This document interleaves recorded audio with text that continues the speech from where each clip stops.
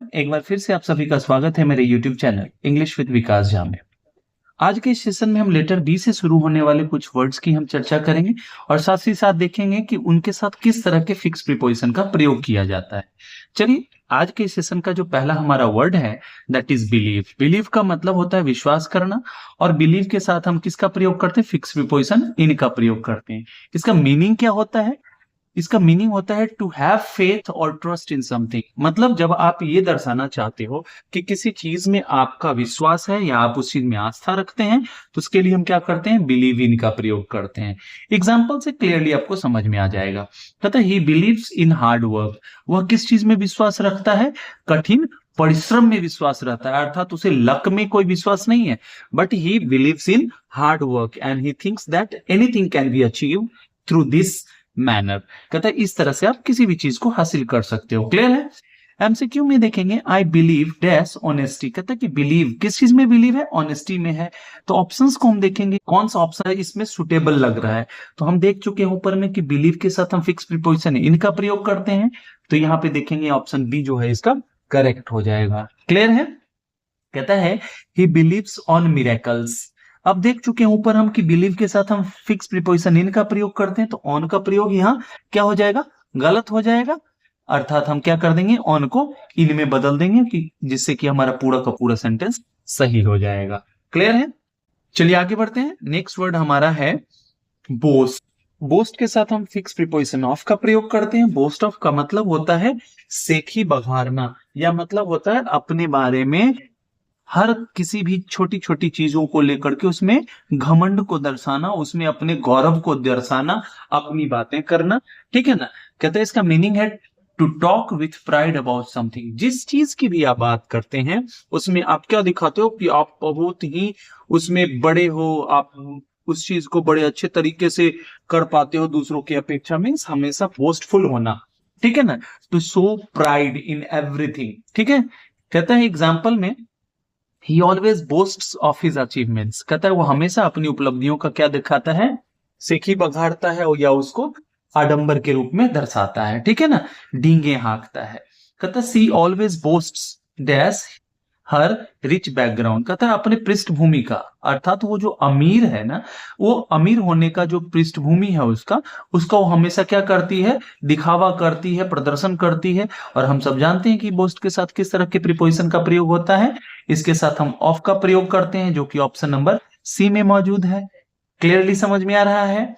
और वास्तव में ऐसा है तो आप लाइक शेयर सब्सक्राइब कीजिए और ज्यादा से ज्यादा लोगों तक पहुंचाइए। जो भी बच्चे हैं, चाहे वो एसएससी की तैयारी कर रहे हों या किसी भी कॉम्पिटिटिव एग्जाम की तैयारी कर रहे हो या फिर वो किसी बोर्ड एग्जाम की तैयारी कर रहे हो, ये सारे के सारे टॉपिक्स इस तरह से फ्रेम किए गए हैं कि उन सभी बच्चों के लिए फ्रूटफुल है। क्लियर है?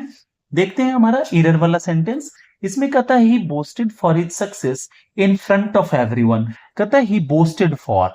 बोस्टेड के साथ हम बोस्ट के साथ फॉर नहीं, ऑफ का प्रयोग करते हैं। और जैसे ही हमने फॉर को ऑफ में बदला, ये पूरा का पूरा सेंटेंस हमारा सही हो गया। He boasted of his success in front of everyone. कहता है वो हर किसी के सामने ना अपनी सफलता का क्या करता है? सेखी बघाड़ता है। ठीक है ना?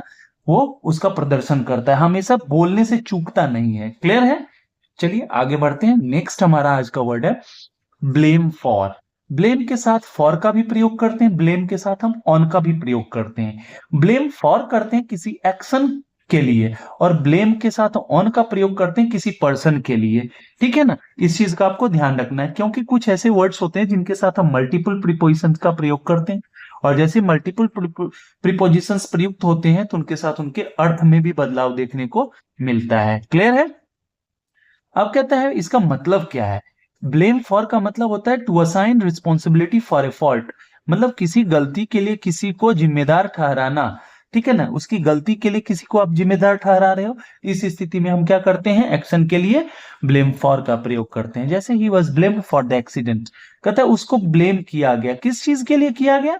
तो एक्सीडेंट के लिए। यहां देखिए एक्शन आ गया ना हमारा। एक्सीडेंट जो है ना, इसके बारे में बता रहा है कि एक्सीडेंट जो हुआ इस चीज के लिए उसको क्या किया गया? ब्लेम किया गया। तो हम क्या देख रहे हैं कि ब्लेम के साथ फॉर का प्रयोग हो रहा है। अब इसी तरह से एमसीक्यू आप करेंगे। कहता है सी ब्लेम्ड हिम। उसने क्या किया? उसे ब्लेम किया, किस चीज के लिए? तो मिस्टेक के लिए। थिंग आ गया ना हमारा, तो he she blamed him for the mistake, क्या हो जाएगा हमारा? फॉर, जो कि ऑप्शन नंबर डी में मौजूद है। क्लियर है? नेक्स्ट कहता है इधर वाले क्वेश्चन में, they blamed me on the loss, उन लोगों ने मुझे क्या किया? लॉस के लिए जिम्मेदार ठहराया। अब देखिए चीज आ गया ना, थिंग आ गया ना आगे, तो ब्लेम के साथ हम क्या करेंगे?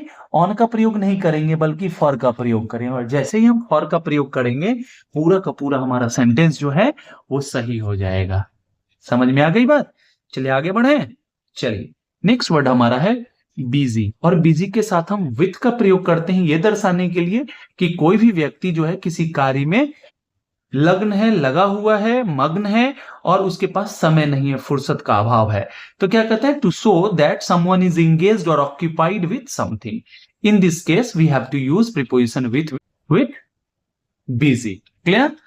Let's have a sentence. He is busy with his assignments, कहता है वह अपने असाइनमेंट्स में बिजी है, means he is occupied, means he is not free at all. समझ में आई बात? चलिए एमसीक्यू करते हैं। She was busy dash her project, देखिए प्रोजेक्ट में वो बिजी थी, जैसे ही बिजी थी तो क्या हो गया? उसके साथ हम प्रीपोजिशन विथ का प्रयोग करेंगे जो कि ऑप्शन सी में मौजूद है। क्लियर है? अब देखते हैं, कहते हैं इरर वाले क्वेश्चन को देखेंगे। कहता है I am busy in my studies these days, कहता है मैं इन दिनों अपने पढ़ाई में क्या हूं? लीन हूं, मग्न हूं, इट मीन्स मैं फ्री नहीं हूं, मैं उस चीज में इन्वॉल्व हूं, उस चीज में मैं इनग्रॉस्ड हूं। क्लियर है? इस स्थिति में देखेंगे कि बिजी के साथ हम किसका प्रयोग करते हैं? विथ का प्रयोग करते हैं। यहां किस चीज का किया गया? इनका, जो कि सर्वथा क्या है? गलत है। क्लियर है? चलिए आगे बढ़ते हैं। नेक्स्ट वर्ड हमारा है बिवेयर। बिवेयर का प्रयोग करते हैं जब आपको पहले से ही कुछ इंफॉर्मेशन है किसी चीज को लेकर के, और उस स्थिति में आप अपने आप को कॉशियस बना रहे हो, आप अपने आप को अलर्ट रखने की कोशिश कर रहे हो, means you have something preoccupied information और knowledge, and you know that something what is before us, वो हमको क्या पहुंचा सकता है? हानि पहुंचा सकता है, तो उससे आप सचेत हो रहे हो। तो बिवेयर के साथ हम किसका प्रयोग करते हैं? प्रीपोजिशन ऑफ का प्रयोग करते हैं। ठीक है ना?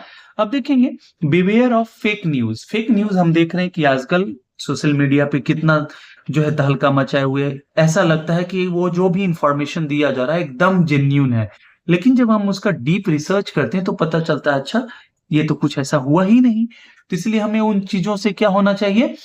सतर्क रहना चाहिए। ठीक है ना? खास करके फोन कॉल्स के माध्यम से भी देखते हैं फ्रॉडस्टर्स क्या करते हैं, आपको ऐसी जानकारी देंगे जिसके बारे में आपके परिवार वालों को ही पता हो, और फिर बोलेंगे कि इसके लिए आप पैसा दो, और वो आपको क्या कहते हैं? साइबर क्राइम के थ्रू, मतलब साइबर क्राइम इसको बोलते हैं हम, इसके थ्रू आपसे पैसे ऐंठ लेते हैं।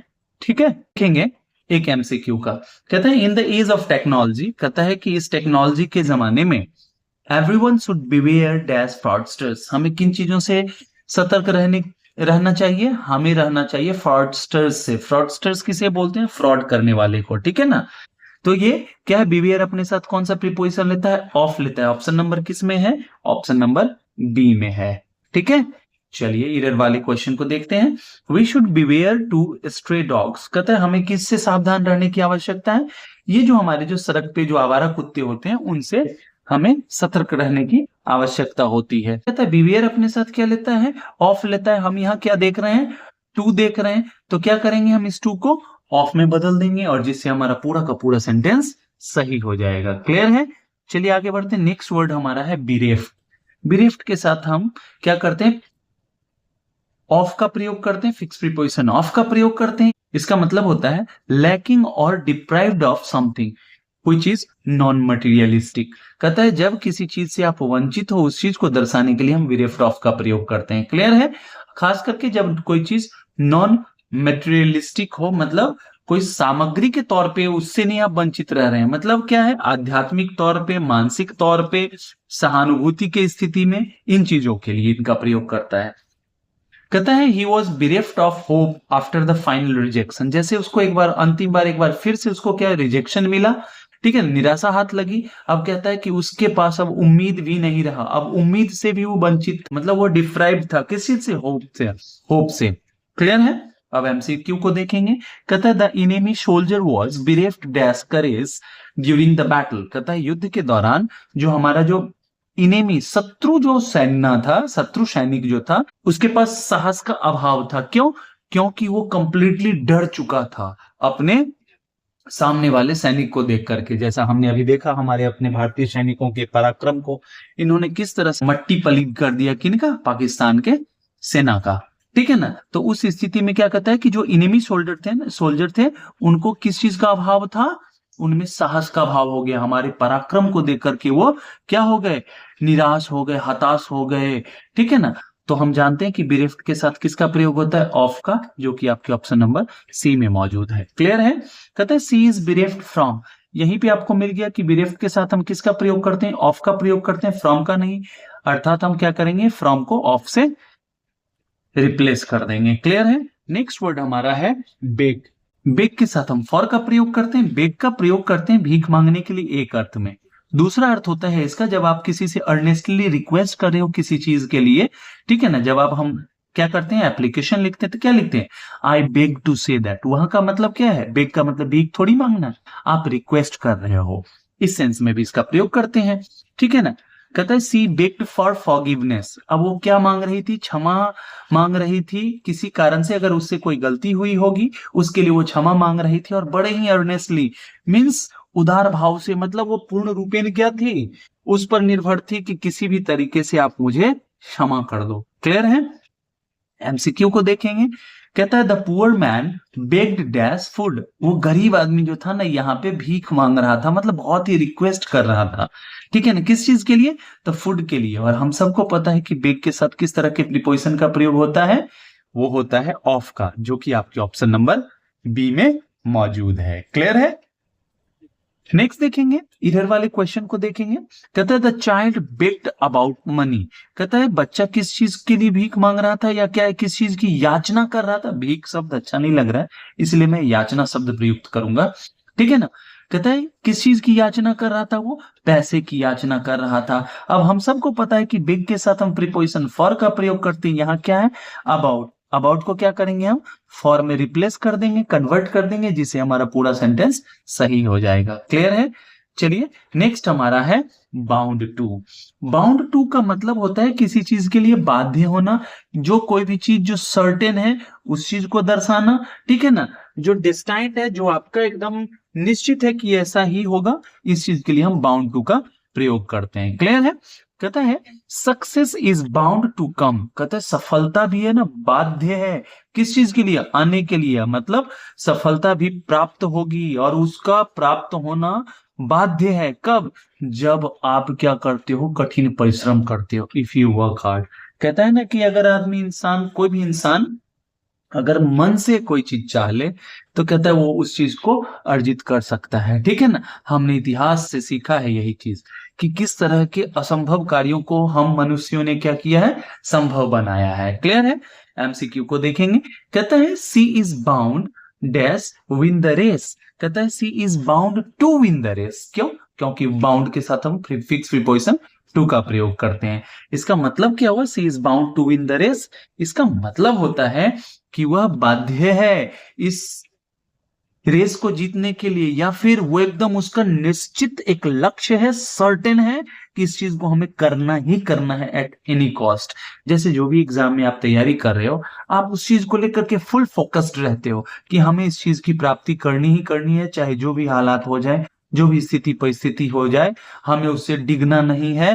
ठीक है ना। हमें अडिगता के साथ, प्रबलता के साथ अपने मार्ग पर बढ़ते रहना है। क्लियर है? चलिए आगे बढ़ते हैं। पीरियड वाले क्वेश्चन को देखेंगे। कहता है you are bound with succeed. कहता है बाउंड के साथ हम टू का प्रयोग करते हैं, और यहाँ पे देखेंगे मीनिंग भी आपको अच्छा नहीं आ रहा होगा, और जैसे ही टू कर दिया तो देखेंगे मीनिंग कितना अच्छा आ रहा है। You are bound to succeed means आप बाध्य हो सफल होने के लिए। Means you have no other option at all. Means you have to go and carve your own path. Means आपको आगे बढ़ना होगा, और आगे बढ़ने से ही सिर्फ काम नहीं चलेगा, आपको अपने मार्ग खुद प्रशस्त करने पड़ेंगे, आपको अपने मार्ग को खुद तराशना पड़ेगा। क्लियर है? चलिए नेक्स्ट वर्ड हमारा है बेनिफिट फ्रॉम। जब आप किसी चीज से एडवांटेज लेते हो, उस स्थिति में हम बेनिफिट फ्रॉम का प्रयोग करते हैं। ठीक है ना। कहता है students benefit from daily practice. हम सबको पता है, हर बच्चा कहता है ना कि प्रैक्टिस मेक्स परफेक्ट। ठीक है ना? कहता है कि जितना प्रैक्टिस करेंगे आप में परफेक्शन उतना आता जाएगा। तो कहता है कि स्टूडेंट्स क्या करते हैं, गेन करते हैं एडवांटेज किस चीज़ से? तो डेली प्रैक्टिस से। आप डेली बनाते हैं ना कोई चीज़, कोई भी चीज़ अगर डेली करते हो तो आप में निखार आता है, ठीक है ना? कहते हैं ना कि करत करत अभ्यास ते जरमति होत सुजान, रसरी आवत जात सिल पर परत निशान। आप बोपदिन की कहानी सुने होंगे। वही चीज़ है, लगातार एक ही चीज़ को करने से क्या हो जाता है आप में और भी बेहतर प्रतिभा का निखार होता है। आप एक मूवी देखे होंगे चांदनी चौक टू चाइना, उसमें क्या बात आगे बताया जाता है अक्षय कुमार को कि मुझे आपके उस मूव से डर नहीं लगता जो आपने जीवन में 1000 मूव्स किए हों एक बार। मुझे उस मूव से डर लगता है जिसको आपने 1000 बार किया है। ये याद रखना, एक ही चीज को अगर आप बार-बार करते हैं ना तो आप में परफेक्शन आता है, मास्टरी आती है। एंड ऑल अबाउट एग्जाम्स, यही सेम चीज है आपका। कहते हैं you can benefit from daily practice, ऊपर से ही देख लिया हमने। यहाँ क्या हो गया, फ्रॉम का चुनाव कर लेंगे हम। नेक्स्ट हमारा कहता है he benefited with the scheme. Benefit के साथ हम क्या करते हैं, फ्रॉम का प्रयोग करते हैं। यहाँ विथ है जो कि गलत है, आप इसको सही कर लेंगे और हमारा पूरा सेंटेंस सही हो जाएगा। चलिए next and the last from this session is blind to. Blind to का हम प्रयोग करते हैं जब आप अपनी किसी गलती को नजरअंदाज करते हो या किसी भी चीज को नजरअंदाज करते हो जानबूझकर। अर्थात आपको पहले से पता है कि ये ऐसा है लेकिन आप ऐसा प्रिटेंड करते हो कि मुझे नहीं जानकारी है इस चीज की। इस चीज के लिए हम क्या करते हैं, ब्लाइंड के साथ टू का प्रयोग करते हैं, ठीक है ना? कहता है he is blind to his own faults, अर्थात उसको अपने गलतियों का की जानकारी है लेकिन वो जानबूझ करके उस चीज का क्या करता है, नजरअंदाज करता है। इस स्थिति में हम ब्लाइंड के साथ टू प्रीपोजिशन का प्रयोग करेंगे, ठीक है? एमसीक्यू में देखेंगे some people are blind to reality.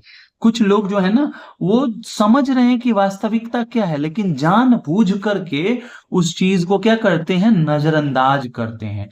और हम क्या करेंगे यहाँ पे ब्लाइंड के साथ प्रीपोजिशन टू का प्रयोग करेंगे जो कि आपके ऑप्शन नंबर डी में मौजूद है। क्लियर है? चलिए आगे बढ़ते हैं।